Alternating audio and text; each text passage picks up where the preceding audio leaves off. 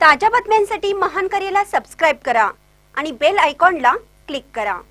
Dolby रंगीबेरंगी लाईट्सच्या आड पारंपरिक वाद्याच्या सुरांचा गोडवा हरवण्याची भीती। इचलकरंजी शहरासह परिसरात सण उत्सवामध्ये पारंपरिक वाद्याचा गाजावाजा पूर्वी मोठ्या प्रमाणावर होत असे। लेझिम, झांज पथक, ढोल ताशा, नगारा तसेच साहसी खेळ हे गणेशोत्सव, नवरात्र, शिवजयंती सारख्या उत्सवाचे प्रमुख आकर्षण असायचे। मात्र अलीकडील काळात डॉल्बी साऊंड सिस्टीमच्या वाढत्या प्रचलनामुळे तरुण पिढीचा कल या पारंपरिक कला प्रकाराकडून हळूहळू दूर होत चालला आहे।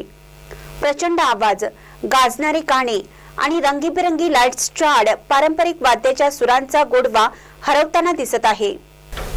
दरम्यान याचा परिणाम म्हणून लेझिम पथक, झांज पथक आणि पारंपरिक वाद्य वाजवणाऱ्या कलावंतांची मागणी लक्षणीयरीत्या कमी झाली आहे। अनेक मंडळे डॉल्बीच्या नादात गुंतल्याने या कलावंतांच्या रोजीरोटीस गंभीर फटका बसला आहे।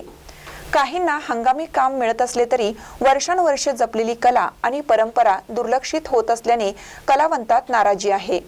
साहसी खेळ सादर करणाऱ्या तरुणांना ही संधी कमी मिळू लागली आहे। सामाजिक संघटनांनी डॉल्बीमुळे निर्माण होणाऱ्या ध्वनी प्रदूषणाचा आणि पारंपरिक कलांच्या ऱ्हासाचा प्रश्न उपस्थित करून प्रशासनाने यावर लक्ष द्यावे, तसेच सणांमध्ये पारंपरिक वाद्यांना प्रोत्साहन देण्यासाठी नियमावली ठरवावी अशी मागणी केली। मात्र त्याला तिलांजली देण्यात येत आहे। काही वर्षात या कला प्रकारांचा वारसा केवळ आठवणीतच राहील अशी भीती पारंपरिक वाद्य विक्रेते असलम मुल्ला यांनी व्यक्त केली। महानकर न्यूजसाठी सुभाष बसमे, इचलकरंजी।